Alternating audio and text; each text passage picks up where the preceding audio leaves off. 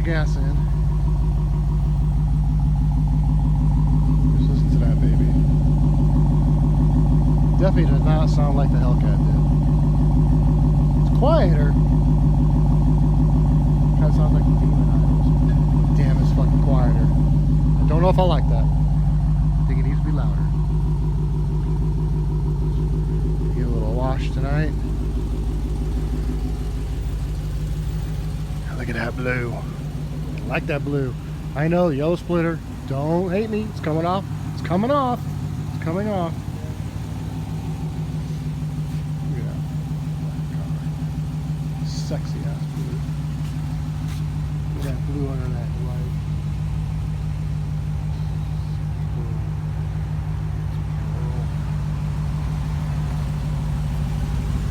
Yeah, still a Redeye.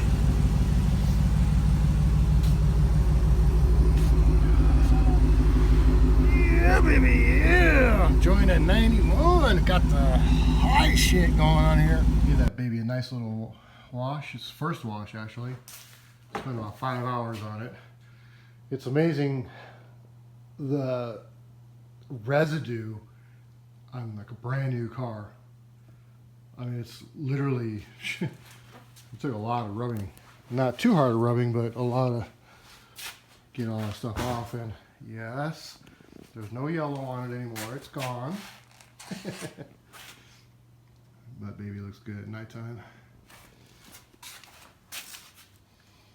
Just want to do a nighttime video before I wake up in the morning time, and then I'll do a daytime video. But this car was thirsty. I'm talking this plastic and the dash. I mean, it's soaked up the protectant. I mean, it literally soaked it up, but it looks a whole lot better. So no, I didn't put any protectant on the badass steering wheel, but I put on everything else. Put on door panels, just on the leather portion of the seats. I didn't do that Alcantara portion. I'm not going to put it on that, obviously, but it's shined up quite a bit. It looks really good. I didn't want the dealership to do any of that, so I took the time to do it myself. It took me a few days to do it. Put the first tank of gas in. You know, the doors in this car, they fit really tight. You gotta give them a firm close, and that wasn't like my last Hellcat. My last Hellcat, it wasn't as tight. So I do see some fitment improvements in this car versus my last car. And one thing I'll say this car does, my last one didn't do, is let's say, you know, you close the door, and everybody, happens all the time, either the driver's door or your passenger doesn't close the door all the way. If you start to move in this car, in drive, and this door, either door is open like that, it will slam itself in park automatically. The lever doesn't go in park, it stays in drive or reverse, depending which direction you're going, but the car itself slams into park. And it's really scary kind of thing, because you know, you don't know what happened. And then it happened a couple times to me, and I'm like, what the fuck? And it was, my girl didn't have her door closed all the way. It's a firm fit. And most of these Challengers, you look at the taillights, and the taillights do not match with the trunk, because everybody knows that they're separated. When you lift the trunk up, or most people know, when you lift the trunk up, the taillight is separate. So a lot of cars, there's a half-inch gap. And if you pay attention and look, you'll see a half-inch gap on the taillight from both parts, the trunk and the body of the car. So in all the Redeye videos that I've seen, not Hellcat, but Redeye videos, these seem to fit a lot better. Like they took some time to make sure. You know, I really do. I'm not trying to give Dodge props, you know, but I'll give it when it's due. And I think the fitment on this car is much improved over my 17 Hellcat. You know, big time, big time. So the steering is different in this car.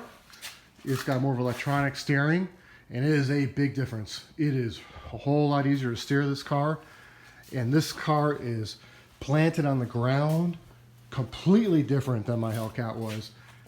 I don't know if it's just because of the wider wheels and tires, because they're brought out some more from the fenders, but this car is planted more stable on the ground than my Hellcat was. So I can't, you know, it's probably a contribution to all the different things they've improved on this car. You know, obviously the Demon motor's in it. I think they'd have to do I don't know for sure. I'm assuming the drive shaft, the half shafts are all going to be Demon product. So, like I said, I did some video underneath the car when it was on the transportation truck. You know, I wish I got underneath there and, you know, videotaped that drive shaft, half shafts a lot more than I did, because nobody's really, I mean, there's probably very limited information on what is actually in this car versus this normal Hellcats today versus the Demon. How much stuff's been brought over from the Demon on this car. But the suspension is completely different. It feels a lot better. It's more stable on the ground. I have a lot more confidence in the car. But same situation, you know. You're not wheezing in and out of traffic in this car using the gas. That's for sure. Or my green 2015 RT, little 5.7, you know, I can floor that thing and whiz in and out of traffic easily, no problem, because there's not enough horsepower for the back end to get loose. I mean, it would take really a lot for it to do it, because it just doesn't have that kind of horsepower or torque. This car is obviously different. You know, 797 horsepower, that's a 90 horsepower difference. You know, yes, the wheels and tires help, but you have to understand law of physics and just plain logic. You've got 90 more horsepower and you got a tire that's a little bit wider. There's an improvement, but you're still back to the same place where you were before the normal Hellcat. You're just going to go up and smoke. So, you know, this car requires a lot of, you know, experience driving it. This is not no toy. This is not, you know, a regular Challenger like my 5.7 2015 RT. I mean, this thing is a beast. And right at 200 miles on it right now. I haven't really done anything. I've stomped on it a couple times on the freeway, 100 miles an hour, with no one else around me. Stomp on it. I'm breaking loose traction. You know, it's loose, and that's in traction control. That's a traction control on. That's not traction control turned off. I'm not trying to do any of all that yet. But you know, I know a lot of people say drive it like you stole it. You know, drive it like you're going to drive it, and because there's warranties for it and everything. But you know, I just gonna baby the car a little bit longer. I'm not really in too much of a rush to just start beating on it at 200 miles. You know, to me, I'm just not comfortable with it.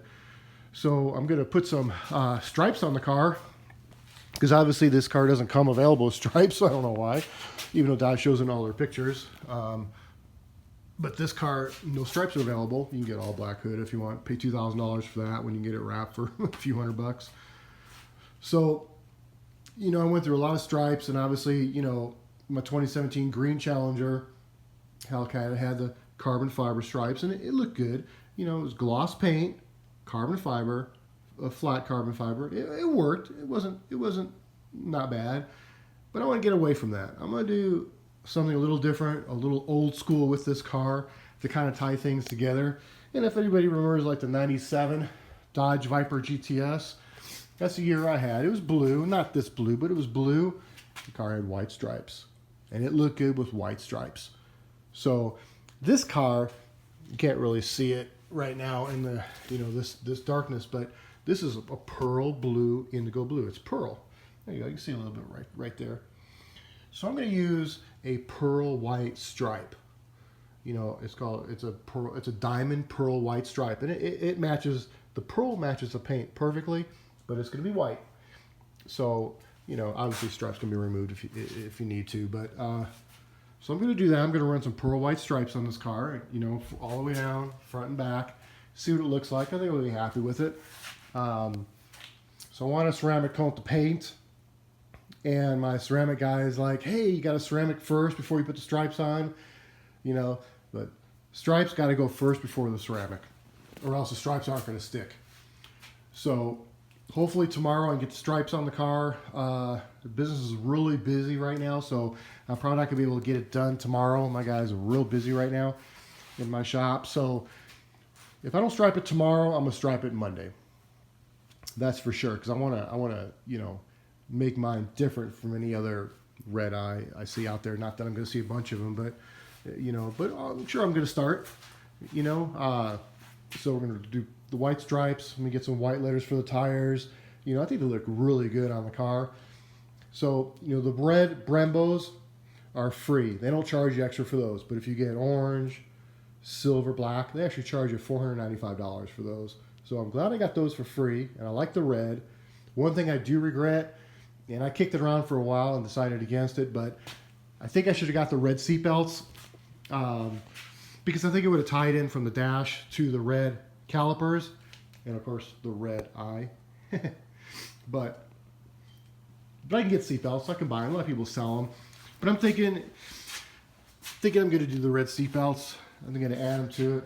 $200, whatever it costs to get authentic, original Dodge seatbelts, not an off-brand or some add-on shit. You know, seatbelts are kind of important, especially in a car. You know, you never know. You could be hitting a wall at 90 miles an hour. Of course, if someone runs into you, forces you into a wall, I mean, certainly I wouldn't do that on my own, but seatbelts are an important factor. So I got a buddy of mine. He's got a Widebody 2019, not a Redeye. I got a Scat Pack now.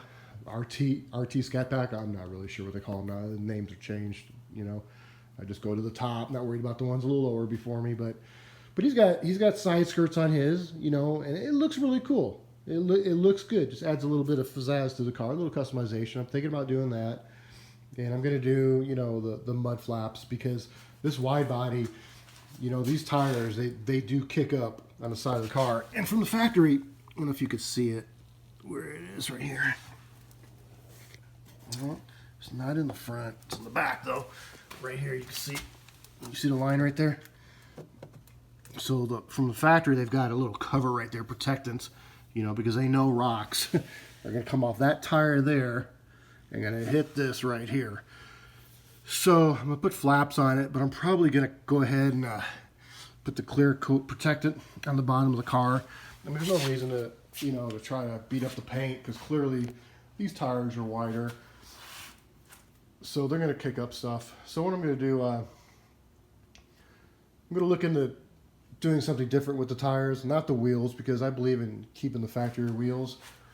But obviously, with the traction problem, you know, everybody's going to want to race this car, you know. So I think these tires in the back here, we're going to have to change those around a little bit. See what kind of sticky tires available in a 20-inch. You know, a lot of guys are changing the wheels and everything, and you know, that's all cool and everything. Nothing against that. It's not what I'm looking for. I want the wheels to match front to rear, not different wheels in the back. I'm not trying to go to Las Vegas Speedway quarter mile and race this thing on the track like that. You know, to me, it's not a quarter mile racetrack car. You know, it's a badass car, but I just want it to be ready when whatever comes up next to me, you know, whether it be a Ford or a Chevy, whatever the case may be. You know, I just want to make sure that when people take off next to me, that those tires are grabbing and not spinning. And I want to make sure that all the person sees next to me trying to race me is that as he watches it pass him by. That's what I want him to see, that red eye passing you, because there's no way I'm going to let any Mustang or any Camaro get on top of a Redeye. There's no reason it should. I don't care. Doesn't matter how much horsepower that car has in it, what someone's done to it. They could put 20 turbochargers on it. They still can't get traction. So this car's got more horsepower than any car out there, and including this GT 500, you know, 700 plus horsepower. You know, I'm not talking negative about Ford, but I'll tell you what, Dodge made it easy. They gave Ford a goal. Because obviously the Ford Mustang, they can't seem to come out with it. You know, this big secret. Dodge is not going to keep no secret. Fuck it. 797 horsepower. There you go, Ford. There's your goal. Beat it. Or go back and come back in a couple of years when this car now has 1,000 horsepower. So, you know, hey, it is what it is. You know, I had a lot of problems with Dodge, everybody knows that, but to me, this is a badass car. It looks more like the old Dodges from back in the day, and that's why I'm sold on it. Mustangs look good, Camaros look good. They're all good cars. You know, Camaro's got a nice interior. They handle better than this one, but I tell you what, this car, nothing like the other car.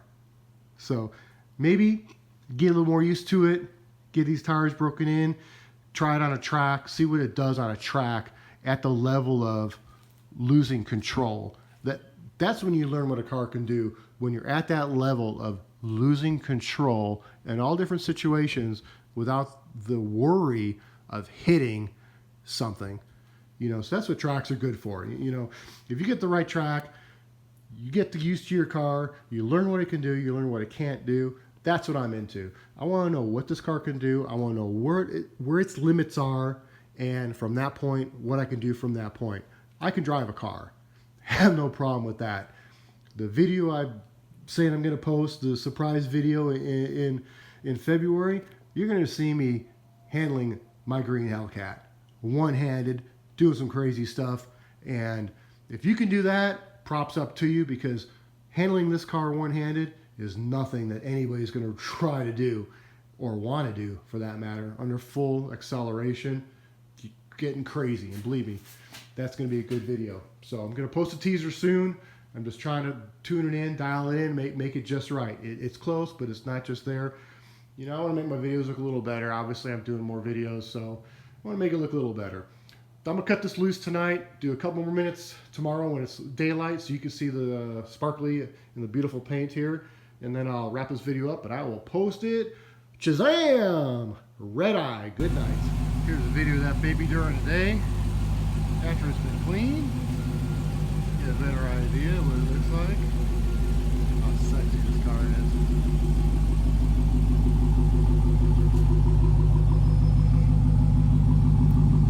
There's my temporary tag. Everybody knows how many temporary tags on for, I don't know, a year.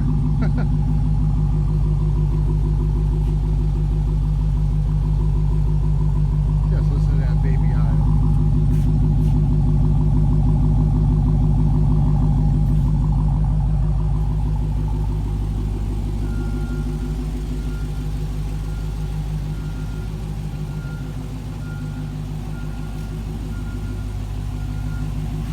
That's right.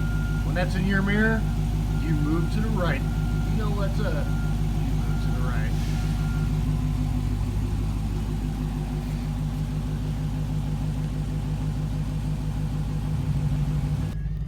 $198 miles. Car had 23 on it when I got off the truck. This is the beginning of a long-term relationship. With me and that gas pump right there.